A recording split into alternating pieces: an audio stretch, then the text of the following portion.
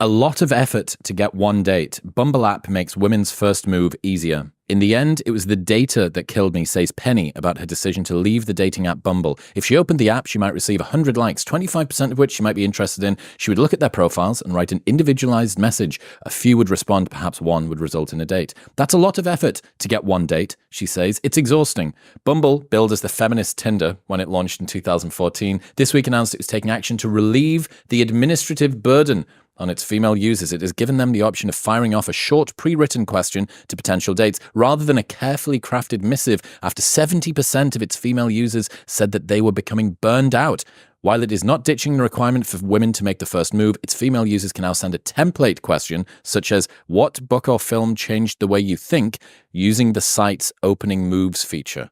What do you think about this? So I'm supportive of it, but I don't find it surprising. This really maps to the dynamics, male-female approach dynamics that we see in person, which is that the responsibility is on the man to approach and start the conversation with a woman. It's not generally the woman who is the one needing to approach or start the conversation. But what I would say is this woman who says she was writing carefully crafted messages is in the minority. As someone who has looked at thousands of Bumble conversations, women generally send zero effort, one-word responses like, hi, and then the onus would still fall on the man to then come up with a creative or interesting conversation and steer that towards a date. So I feel like previously, okay, women were starting the conversation, but in name only. I think there's a good bit of pushback from guys about this, and I can understand why, that basically they now feel like, hang on, women, you said that you wanted an app that allowed you to make the first move, which is what we've had to do for all of human history. And then being given that preference, privilege, request, whatever it is that you wanted, you're now saying that, oh, it's too arduous, even though you can copy and paste a message, you can use keyboard shortcuts on iPhone to make it easier to do. And it's now been made even more easy so that there's pre-written template questions that you can just press a button to send to me, which means it is first move in name only. Yeah. And I think it probably feels, many guys that are dating will feel indignant, where it's like, this is what it's like for me all the time, not just on this one app. Yeah. And unfortunately, that's just the reality of dating. The man is expected to be the pursuer. And you can either, not to say you were complaining about that, but complain about that, or you can learn how to approach and appropriately attract women. And you can trace that back to evolutionary biology. The man is, across most species, the male is the pursuer. Sperm are much more abundant than eggs. Eggs are the scarcer resource. Women become the chooser up front.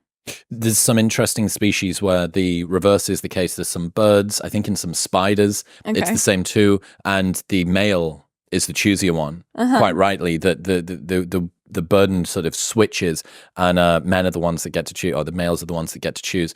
But yeah, I think, guys being the protagonists and women being the gatekeepers or the receivers in whatever way, anybody that is, like, people realize this. What are you hearing, or what is it that women say about their desire to initiate versus their desire to be pursued? What have you learned there? So women want to be approached more and pursued more, at least for what I see in my personal experience, in my relationships with women and what I hear. And then I also conducted some informal survey data of 13,000 women in the US and the UK. 97% said they would rather meet their partner in person than online. And 95% said they wish they were approached more often by men in real life. 95% of anything is crazy. I'm not sure 95% of people would agree the sky is blue if you asked them. And women are saying in hordes, basically, like, hey, I want to meet a guy offline, and like, I want guys to approach me. And, I hear guys saying, well, women are rude when I approach them, or it doesn't work out. And the reality is it's a numbers game. Like, there are some women who don't want to be approached, and there are even more women who already have a partner or aren't interested in men or don't like you for whatever reason that you can't control, but that is out of your control.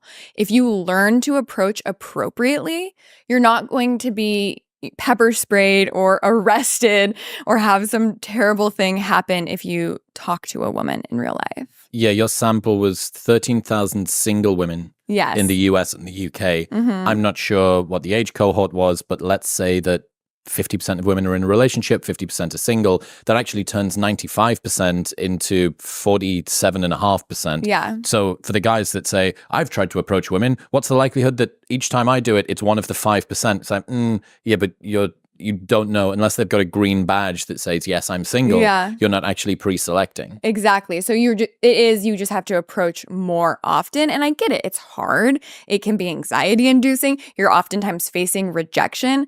And that is just what has been happening for all of human history.